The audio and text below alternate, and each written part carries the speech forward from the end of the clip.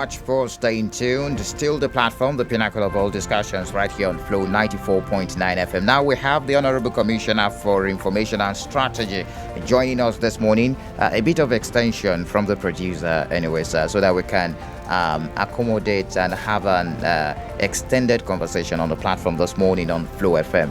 Honorable Commissioner for Information and Strategy, Barrister Chikamnayo. Good morning to you. Thank you very much for joining us on the platform on Flow FM. Good morning, my brother. Sorry, exigencies of duty didn't allow me to arrive here earlier.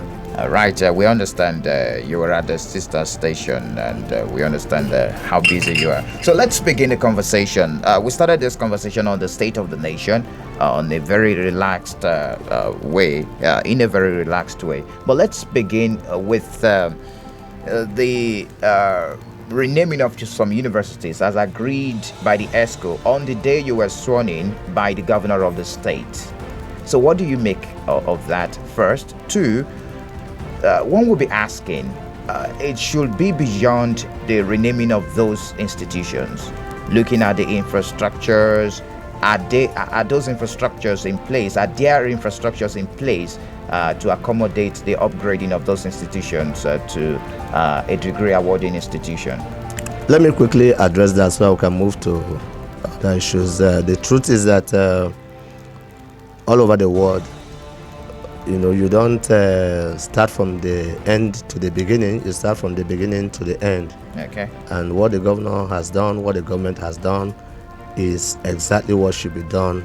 First of all, you state your intention, then you give a definition to the institution, and then you make provision for those scope that you have provided. What has happened is government of Abia State has said the scope of these institutions has been expanded, and this is what we have to do to bring it from point A to point B. And if you also look at other parts of that resolution of the ESCO, you see where provisions were made for the improvement and expansion of infrastructure in those institutions. So I agree with you, there's need for us to expand the infrastructure to accommodate the new outlook of those institutions, and exactly that is being done. Okay. Then another question we didn't ask you that day, that night on the State of the Nation is the question of salary payment. Are we going to see an end to the some civil servants complaining of non-payment of salaries? I understand that there are some ministries that are up to date, or ministries are up to date in the state. What about other civil servants and also teachers? Let us make distinctions and make sure we get clarity on this matter once and for all. There is no ministry in Abia State that is owed salaries. That is an undisputable fact. Let me repeat. There is no ministry in Abia State that is owed backlog of salaries. And I have said that's an undisputable fact. And I challenge any civil servant, any individual, any group, any journalist to come here with me and provide evidence to the contrary. Then, when you talk about parastatals, whether federal or state or anywhere in the world, parastatals are profit-making ventures. What government owes parastatals is what we call subventions. For instance, you have Flow FM, you have BCA, being a similar organization owned by government. Here in Flow FM, I come here, I see you, I see the other three young men, and I see a few support staff. Your staff strength is not up to 50. Is it up to 50? Yeah, it's not up to 50. Around how many people are you here? I do not have the exact number, but give me an estimate. Give me an estimate. Up to 50, roughly 25, 30. Okay, you are roughly 25, 30 people here doing this fantastic job. Broadcasting Corporation of Abia State has over 300 individuals. Over 300 people. As we speak, over 70 people are on leave, maternity leave, and all manner of leaves as we speak. So the job between 20 and 30 people are doing in Flow FM is what over 300 people are purporting to do in BCA. What is the size of the compound that you occupy? This entire compound here is not up to 2 plots of land at maximum. BCA occupies almost 2 hectares of land. So when people are making comparison, do they ever ask themselves, how is it that Flow FM with between 20 and 30 people are making profit without any subvention, and BCA with over 300 people are looking for salaries? Let us be patriotic in the things we say, and let us not be seen to be aiding and abetting indolence. Parastatals, by their nature, example the BCA, are supposed to make profit, just like Flow FM is making profit. And then government is supposed to support them. That support is what we call subvention. Abia State University, like any other private university, is supposed to make profit from their earnings, and government is supposed to support where necessary. That is what we call subvention. Abia newspaper, my friend and brother Emeniki Rebu is running Abia Fats, an individual with few staff, and they are making profit. Abia newspaper have over 100 people purporting to be doing the same job Emeniki Rebu is doing, and they are looking for salaries. So something is wrong somewhere. Governor Bazu is not owing any civil servant in Abia State. It is those parastatals that are supposed to make their own money, pay themselves, and bring revenue back to government that are owing themselves. Okay, who should we blame? If you say the governor is not owing and Abia State government is not owing, who are we shifting the blame to, Honorable Commissioner? You can shift the blame to the sky, to the moon, to the river, anywhere you want to shift the blame, but the facts will remain.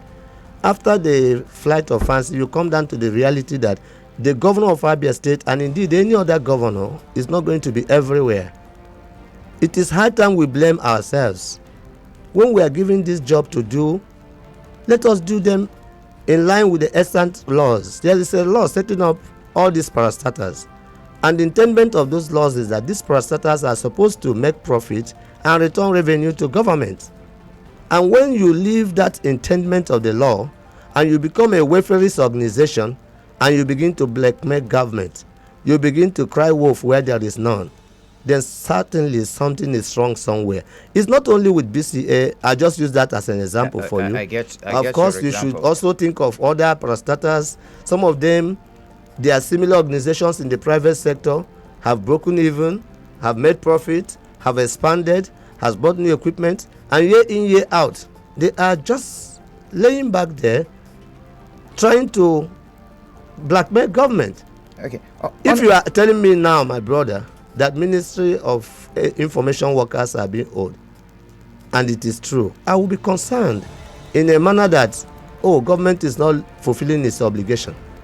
Or Ministry of Health, or Ministry of Education, all the civil servants in Abia State that are employees of Abia State government, none of them is being owed. But some of the parastatals that are supposed to assist the government through revenue generation, through self-sustaining measures, those ones are the ones that are giving us all of this hula ballo, and I think it's high time we call a spade a spade. Okay, Honorable Commissioner, then we should be looking at who heads those parastatals now. Who are it those is in a charge? continuum. There is a foundational problem. Let me educate you a little on that. You see, when you are a politician and before you became governor, for instance, there was a time between 2011 and 2015 when I was commissioner under the previous administration that the idea was mooted for us to see whether we can right size these parastatals. And in the next day, everything called Nigeria Labour Congress, Trade Union Congress, this Congress and that Congress, they removed their cloth. They went and brought all manner of beds and guided their loins, and they were ready to square it up with government. And and they were crying. These people are our brothers and our sisters. Politics is a balancing act. Governance is a balancing act. So what I'm saying is this: we are not a government that wants to remove people from their place of work. We are not a government that wants to retrench any worker. Governor Bazu is somebody who is so compassionate and so caring that if you moot the idea of sacking any worker to him, he feels very bad about it. What we are just doing is appealing to the parastatals. Please live up to your bidding. Live up to the intendment of the creation of those parastatals. Make profit. Work hard like Flow FM, like Love FM, like all of these other private institutions. That's why you're calling them parastatals. That's why you call them ministries, departments, agencies, different from parastatals. Honorable Commissioner, the governor appoints those those in charge of those parastatals. I mean, I know you always want to individuals. shift blame to the That- governor. Leave the governor out of this. The truth is that I said it's a foundational thing. If you become governor tomorrow, what's that your name? Is it a matter of Hold political on, what's will? that your name? Michael. Michael, if you become governor today in your state and you have about 300 of your indigents working in a parastatal and you still want to remain in that state, the first formula you have is not to sack anybody. The people that are appointed to head these places are doing their best.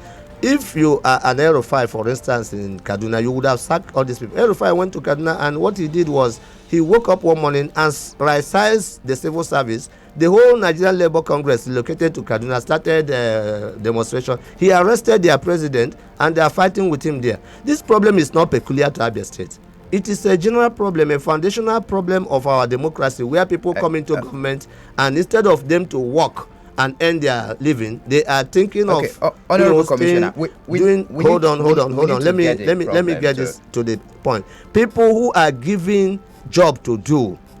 Government has provided vehicles for you, provided land for you, provided house for you, provided all the equipment for you to make profit, the same profit that Flow FM is making. I just left the BCA now. I addressed the staff and I told them over 300 people sitting here to do the same job that 20-30 people could do. Nobody is going to sack you, nobody is going to touch you, but please, for heaven's sake, start making profit. Start working as hard as my friend Michael is doing in Flow FM. Start doing whatever is required to make your organization a self-sustaining and self-preserving and self-enhancing organization. Okay, from your explanation, I have some questions, Honorable Commissioner. Are those parastatals over-bloated with workforce? Every parastatal in Nigeria, every parastatal in this country called Nigeria is over-bloated. Every parastatal in Nigeria is over-bloated. If you look at what the National Assembly did in their last budget, if you look at the committee that was set up by the federal government, they recommended that over 90 ministries, departments, and agencies of federal government should be scrapped. So it's a foundational problem. All right. Let's move on to some other issues, Honorable Commissioner, because of our time. Thank you. I want you to also talk about the issue of pensioners, because they send us messages every day that we should talk to the government. You know, we are more like an It is the same intermediary problem. between- Let me tell you now, I'm happy you're asking this question. That is the same problem. These pensioners are products of this over-bloated civil service structure that we're talking about. When those 300 people in BCA retire now, as some of them, out of 300 people, at every point in time, you have over 60 people that are on leave in BCA, which means the government is paying about 60 people who are sleeping in their houses every month. And before you know it, they are pensioners. Abia State government, from the time I became commissioner till today, in the various administrations, especially between 2011 and 2015, there are times when the government of Abia State, I don't know the current situation now because it's worse. Between 2011 and 2015, there was oil boom, the allocations were better, and it hovers between 3.5 billion and 5 billion. But now, sometimes, because of the challenges we have, especially during the COVID period of last year, there are times when you don't have up to 2 billion naira coming in. Now, the population of Abia State is hovering around 6 million people now by the latest figures. The population of civil servants is less than 1% of that figure. But when you bring the allocation, the money that comes to Abia State in a month, the civil servants, the public servants, everything that has to do with the workforce takes over 70% of the money that comes to Abia State. What of the other millions who are in Ariare, who are in Ahiohun, who are in my village waiting for roads, for water, for electricity, for health? Are they not Abians? Are they not Abians? If you use all the money in the world to, some people will come into a parastatal where they need 20 people, they will employ their mother, their father, their brother, their sister, and they will put all of them in the civil service by default and by design. Those people will retire, become pensioners, and then continue to harass and harangue successive administrations. I am advocating for a clinical surgical attention to the bureaucracy of Nigeria, not just Abia State.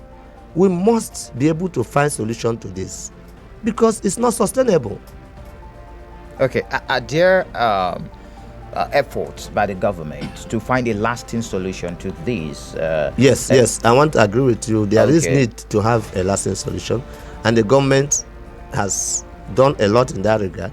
I will promise you that the next time I come here, please do bring out this particular question, and I'll give you in a sequential manner what we are doing. We are not happy about the plight of our brothers and sisters who need to have some form of succor at this time of their lives, trying to go through some of the experiences that we are seeing, and nobody that is in government will be happy about that.